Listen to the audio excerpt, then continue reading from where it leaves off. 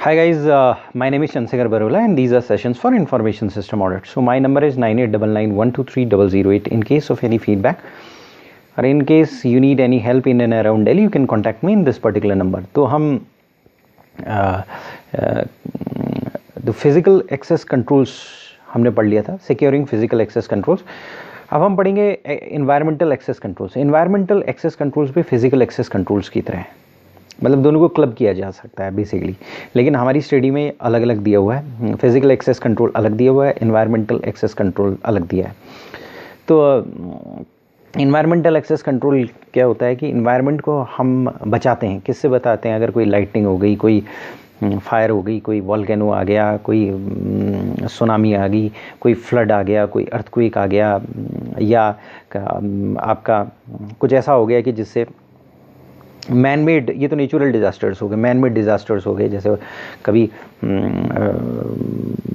आपका डक्ट जो है, आपकी एयर कंडीशनिंग डक्ट है, वो टूट गई, या कुछ ऐसे मैन मेड डिज़ास्टर्स हैं, उससे हम बचाने की कोशिश करते हैं. तो इन्वायरमेंटल एक्सेस कंट्रोल्स को भी हम उसी तरीके से पढ़ेंगे. सबसे पहले इंट्रोडक्शन पढ़ेंगे, फिर सारे रिस्क के बारे में पढ़ेंगे, उन रिस्क को क्लासीफाई करेंगे, फिर कंट्रोल्स पढ़ेंगे और उसको ऑडिट करेंगे. तो कंट्रोल्स में एडमिनिस्ट्रेटिव और टेक्निकल कंट्रोल्स हैं. जिस तरीके से हमने फिजिकल सिक्योरिंग फिजिकल एक्सेस वाले चैप्टर में पढ़ा था कि दो तरीके के कंट्रोल्स होंगे, एडमिनिस्ट्रेटिव और टेक्निकल. यहाँ भी एडमिनिस्ट्रेटिव और टेक्निकल कंट्रोल्स हैं. तो तकरीबन अगर आपको फिजिकल एक्सेस कंट्रोल समझ में आ गया, सिक्योरिंग फिजिकल एक्सेस समझ में आ गया, या फिजिकल कंट्रोल्स समझ में आ गए, तो इन्वायरमेंटल एक्सेस कंट्रोल्स भी आपको समझ में आ जाएंगे. ईजी है, कोई फिजिकल कंट्रोल्स भी ईजी है, इन्वायरमेंटल एक्सेस कंट्रोल्स भी ईजी है. तो हमारी स्टडी ये बोलती है कि ऑडिटर को का ऑब्जेक्टिव क्या होगा इसमें. ऑडिटर जाएगा तो उसका एक सिंपल ऑब्जेक्टिव हो जाएगा. वो क्या करेगा? सिक्योरिटी आएगी तो सीआईए देखेगा, कॉन्फिडेंशियलिटी, इंटेग्रिटी और अवेलेबिलिटी देखेगा. कॉन्फिडेंशियलिटी, इंटेग्रिटी और अवेलेबिलिटी किसकी देखेगा? इन्वायरमेंट की देखेगा. वो ये देखेगा कि अनडिजायर्ड चेंजेस तो नहीं है, इनफेक्टिव इन्वायरमेंट कंट्रोल्स तो नहीं है. यानी कि पहले तो वो देखेगा कि इन्वायरमेंट में चेंजेस तो नहीं है, अनडिजायर्ड मॉइस्चर तो ज़्यादा नहीं है, या कुछ ऐसा चेंज तो नहीं है इन्वायरमेंट में जो नहीं होना चाहिए. और दूसरा कंट्रोल्स को चेक करेगा, इनफेक्टिव कंट्रोल्स तो नहीं है. और वो देखेगा कि इन्वायरमेंट के इनफेक्टिव कंट्रोल्स की वजह से, अनडिजायर्ड चेंजेस की वजह से कॉन्फिडेंशियलिटी, इंटेग्रिटी और अवेलेबिलिटी इम्पेयर तो नहीं हो रही है, एडवर्सली अफेक्ट तो नहीं कर रही है कॉन्फिडेंशियलिटी, इंटेग्रिटी और अवेलेबिलिटी को. यानी कि फ्लड आ गया, अवेलेबिलिटी ख़त्म हो गई, ये प्रॉब्लम है. तो इंफॉर्मेशन सिस्टम ऑडिटर रिव्यू करेगा सारे फैक्टर्स जो एडवर्सली इफेक्ट करते हैं कॉन्फिडेंशियल, इंटेग्रिटी, अवेलेबिलिटी को. किस चीज़ के लिए? इन्वायरमेंट के लिए, इन्वायरमेंट एक्सेस कंट्रोल्स में. और इन्वायरमेंट क्या होगा? दो कीवर्ड्स हैं. पहले तो इनफेक्टिव कंट्रोल नहीं होना चाहिए, ऐसा कंट्रोल जो इनफेक्टिव है. और दूसरा अनडिजायर्ड चेंज ही नहीं होना चाहिए. तो अनडिजायर्ड चेंज भी नहीं होना चाहिए और इनफेक्टिव कंट्रोल्स भी नहीं होने चाहिए. कैसा चेंज? Undesired change. और कैसा control? Ineffective controls. Undesired change होंगे, इनफेक्टिव कंट्रोल्स होंगे तो रिस्क हो सकता है. जब इन्वायरमेंट में कोई चेंजेस आए तो उससे हमारे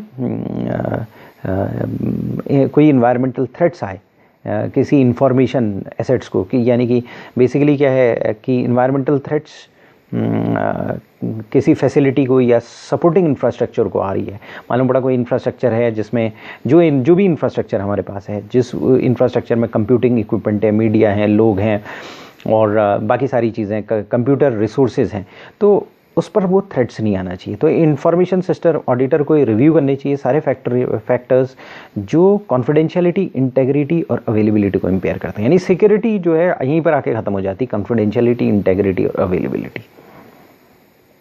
और इन्वायरमेंटल एक्सेस कंट्रोल्स में भी ऐसा ही है. इसके बाद हमारी स्टडी का अगला टॉपिक है, वो बोलती है IS asset, objects of environment control. तो ऑब्जेक्ट्स के बारे में बोलती है. वो बोलती है कि ऑब्जेक्ट्स वही होंगे जो फिजिकल एक्सेस कंट्रोल्स के हैं. थोड़ा सा पर्सपेक्टिव चेंज हो जाएगा. यहाँ पर इन्वायरमेंटल एक्सपोजर देखना पड़ेगा, इन्वायरमेंटल कंट्रोल्स देखने पड़ेंगे. तो इन्वायरमेंट के पर्सपेक्टिव से हमें देखना पड़ेगा. वहाँ फिजिकल एक्सेस देखेंगे, वहाँ इन्वायरमेंट को छोड़ के बाकी फिजिकल एक्सेस में कोई प्रॉब्लम तो यहाँ नहीं आती, ये देखेंगे. वहाँ सोर्स कौन है? ह्यूमन. यहाँ सोर्स कौन है? इन्वायरमेंट। तो यानी सोर्स का फर्क आ जाएगा। जो सिक्योरिंग फिजिकल एक्सेस चैप्टर पढ़ोगे तो उसमें ह्यूमन आदमी प्रॉब्लम क्रिएट करेगा। इन्वायरमेंटल एक्सेस कंट्रोल पढ़ोगे तो प्रॉब्लम कौन क्रिएट करेगा? इन्वायरमेंट क्रिएट करेगा। तो यहीं से आपका प्रोस्पेक्टिव चेंज हो जाता है। सिक्योरिंग फिजिकल एक्सेस में ह्यूमन बीइंग से आपको बचाना है, आदमी प्रॉब्लम की जड़, और इन्वायरमेंटल एक्सेस कंट्रोल्स में इन्वायरमेंट पर्सपेक्टिव आ जाएगा, सोर्स हो जाएगा इन्वायरमेंट प्रॉब्लम क्रिएट करेगा। तो जिस तरीके से हमने सिक्योरिंग फिजिकल एक्सेस में डिवाइड किया है, कंपोनेंट्स में डिवाइड किया है, उसी तरीके से यहाँ भी हम कंपोनेंट्स में डिवाइड करेंगे। हार्डवेयर और मीडिया सबसे पहला होगा, दूसरा होगा कम्युनिकेशन सिस्टम सपोर्टिंग इंफ्रास्ट्रक्चर और फैसिलिटी, तीसरा डॉक्यूमेंटेशन, चौथा सप्लाईज, पांचवा पीपल। तो इन पर इन्वायरमेंट का क्या असर पड़ेगा, इन पर क्या कंट्रोल्स लगाने चाहिए कि इन्वायरमेंट के अनडिजायर्ड चेंजेस से या इनफेक्टिव कंट्रोल से, ऐसे क्या कंट्रोल्स होने चाहिए कि इनफेक्टिव कंट्रोल्स ना रहें या फिर अनडिजायर्ड चेंजेस से इन्हें बचाया जा सके।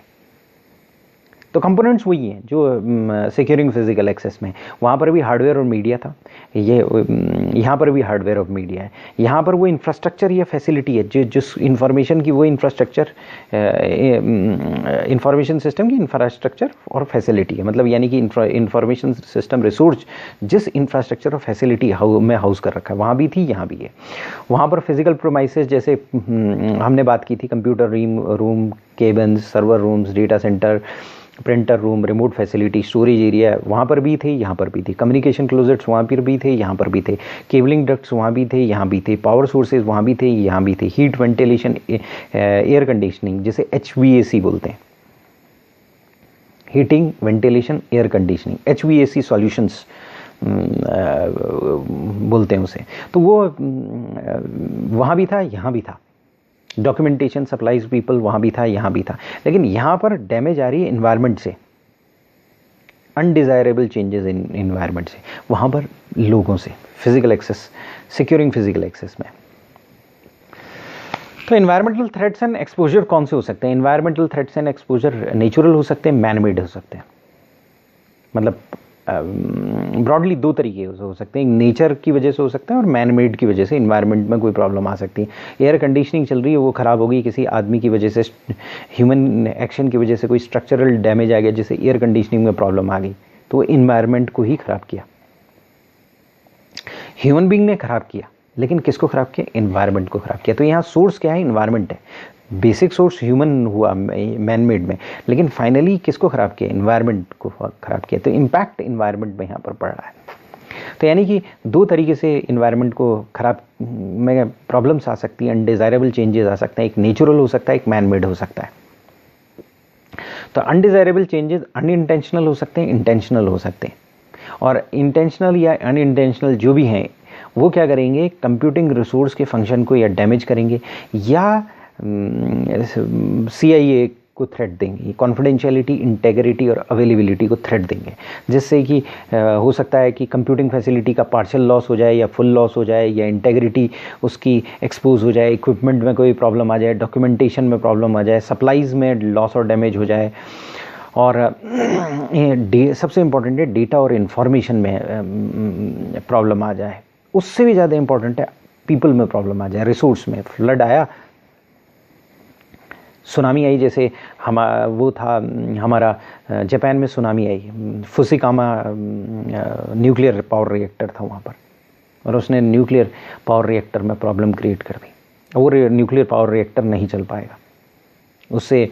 वो जाहिर है वहाँ पर भी कंप्यूटिंग रिसोर्सेज थे, क्योंकि वहाँ के कंप्यूटिंग रिसोर्सेज मैसिवली एडवांस होते हैं, वहाँ सुपर कंप्यूटर्स यूज़ होते हैं। नो डाउट वो एक न्यूक्लियर पावर स्टेशन था, लेकिन उसके अलावा भी वहाँ पर कंप्यूटिंग फैसिलिटीज़ थी। तो सुनामी ने उस न्यूक्लियर पावर स्टेशन की हालत ख़राब की, बल्कि कंप्यूटिंग फैसिलिटी भी डिस्ट्रॉय कर दी।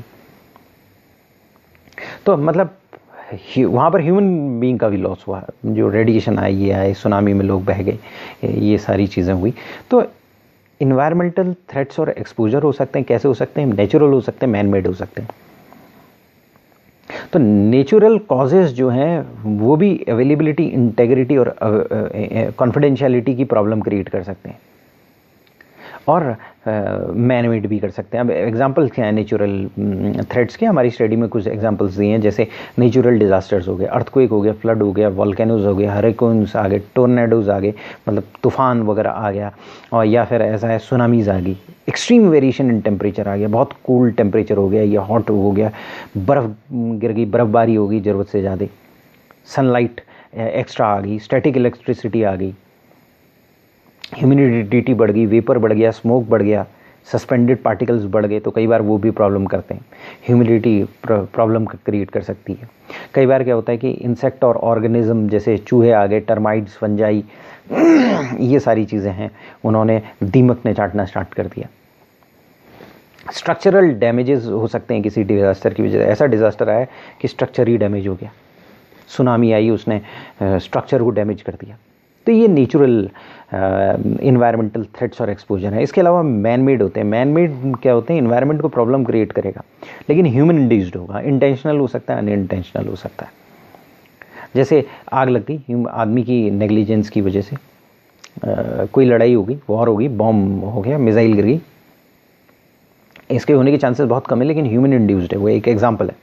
पावर का फ्लक्चुएशन हो गया, अनकंट्रोल्ड पावर स्पाइक्स आ गई, लो वोल्टेज है, हाई वोल्टेज है, सर्जेस, क्योंकि वोल्टेज सिमिलर रहनी चाहिए। इक्विपमेंट फेल कर गया, एयर कंडीशनिंग फेल कर गई, ह्यूमिडिफायर्स फेल कर गए, हीटर्स फेल कर गए, आदमी की वजह से फेल किए, या ठीक से रख रखाव नहीं किया है, इसकी वजह से फेल किए, तो किसी भी रीज़न की वजह से फेल कर सकते हैं वो। लेकिन मैन मेड इंटेंशनल हो सकता है, अनइंटेंशनल हो सकता है। फ्लड पार्टिकल्स और रेजिड्यू आ सकते हैं, कुछ अनडिज़ायर्ड एक्टिविटीज़ हो सकती हैं, जैसे स्मोकिंग वगैरह जो है वो प्रॉब्लम क्रिएट कर सकती है। कई बार स्मोकिंग की सिगरेट वहीं छोड़ दी, आग लग गई। स्ट्रक्चरल डैमेज हो सकती है ह्यूमन के एक्शन, इनएक्शन, नेग्लिजेंस की वजह से। अगर एक स्ट्रक्चर है, मालूम पड़ा उसको आपको देखना है, उसको ठीक करना है, रेगुलर टाइम पर आपने नहीं ठीक किया। इलेक्ट्रिकल और इलेक्ट्रोमैग्नेटिक इंटरफेरेंस हो सकती है। जनरेटर चल रहा है, मोटर चल रही है, उसमें से इलेक्ट्रोमैग्नेटिक इंटरफेरेंस आ रही है, तो वो जो स्टोरेज डिवाइसेस है उसकी लाइफ कम करता है, इन्वायरमेंट को चेंज कर देता है। एक ऐसा इन्वायरमेंट, मैग्नेटिक इन्वायरमेंट क्रिएट कर देगा, इलेक्ट्रोमैग्नेटिक इन्वायरमेंट। रेडिएशंस हो सकते हैं, केमिकल लिक्विड स्पिल्स हो सकते हैं, गैस लीक्स हो सकती हैं, जैसे भोपाल त्रासदी हुई, आदमी की केयरलेसनेस हो, ना केयरलेसनेस हो, लेकिन हो सकती है। तो ये कुछ एग्जांपल्स हैं कि अगर एनवायरमेंटल कंट्रोल्स वायलेशन के बाद के एक्सपोजर की वजह से ये हो सकते हैं। तो इसके अलावा हमारी स्टडी में कुछ एनवायरमेंटल कंट्रोल्स के वायलेशन के एग्जांपल्स दिए हैं। जैसे उन्होंने ये बोला है कि अगर मान लिया सपोज आग लग सकती है, तो आग लगेगी तो कई बार आग को आपके पास सपोज क्यूबिकल्स हैं या कंस्ट्रक्शन मटेरियल है, वो आपने थर्मोकोल स्टोर कर रखा है, या फिर ऐसा है कि कोई पॉलिस्ट्रीन मटेरियल कर रखा है, मतलब कोई इनफ्लेमेबल मटेरियल यूज़ कर रखा है केबिन बनाने के लिए, आपने वहाँ पर फॉल सीलिंग बनाने के लिए, तो वो फायर की प्रोबेबिलिटी को बढ़ाता है, फायर से लॉस को बढ़ाता है। तो उससे क्या है, डिस्ट्रक्शन ज़्यादा हो सकता है कंप्यूटर इक्विपमेंट, सपोर्टिंग इंफ्रास्ट्रक्चर का। आपने क्यूबिकल बनाए, क्यूबिकल इस मटेरियल से बनाए हैं, स्टील के नहीं बनाए हैं क्यूबिकल्स, या ऐसे मटेरियल से बनाए, पॉलिश, उसमें फोम लगा हुआ है, थर्मोकोल लगा हुआ है, या कुछ इस तरीके की चीज़ें लगी हुई हैं, या फॉल सीलिंग है, उसमें इनफ्लेमेबल मटेरियल लगा है, जो जल जाता है वो मटेरियल लगा है, तो उससे कि वो क्या है, फायर को बढ़ाएगा। क्योंकि फायर में क्या है, तीन चीज़ चाहिए होती है, इग्निशन टेम्परेचर चाहिए होता है जो अवेलेबल होता है 20-25 डिग्री के बाद, दूसरा सपोर्टर ऑफ कंबशन चाहिए होती है, यानी ऑक्सीजन चाहिए होती है, ऑक्सीजन एनवायरनमेंट से मिलती है, और इनफ्लेमेबल मटेरियल चाहिए होता है, ऐसा मटेरियल जो जले। आग को ये तीन चीज़ चाहिए होती है, अगर तीनों चीज़ अवेलेबल हैं आग लग जाती है। दो चीज़ें जनरली अवेलेबल होती हैं, तीसरी चीज़ इनफ्लेमेबल मटेरियल अगर कहीं पर मिलता रहा आग को तो आग जलती जाएगी, जब तक उसको जलने के लिए सामान मिलता रहेगा वो जलती चली जाएगी। तो आपको ऐसा मटेरियल नहीं लगाना है जिससे आग बढ़े। उसके बाद आप मैग्नेटिक टेप्स यूज़ करते हैं, मैग्नेटिक टेप्स के अंदर टेप होता है। आपने बचपन में कभी कैसेट का, पहले कैसेट आते थे तो उसमें टेप यूँ करके मैग्नेटिक टेप होता था, मतलब उसको अगर आप आग में डालेंगे तो बड़ी जल्दी जल जाएगा, वो इन्फ्लेमेबल होता है मैग्नेटिक टेप। उसके बाद केबल्स आपने पूरा बुरे क्वालिटी की केबल्स लगाई हैं जो ओवर हीट हो गया, जिसमें आग लग गई, ये हो सकता है। तो आपको केबल की क्वालिटी सही लगानी चाहिए, नहीं तो इन्वायरमेंट में गर्मी हुई, 50 डिग्री टेम्परेचर हो रहा है और मालूम पड़ा क्वालिटी की केबल्स नहीं है और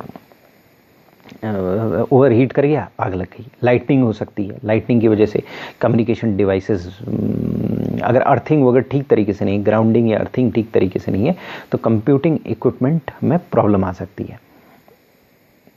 उसके बाद कंटिन्यूस प्रोसेस सिस्टम्स होते हैं, ऐसे सिस्टम्स होते हैं जो कंटिन्यूस चल रहे होते हैं।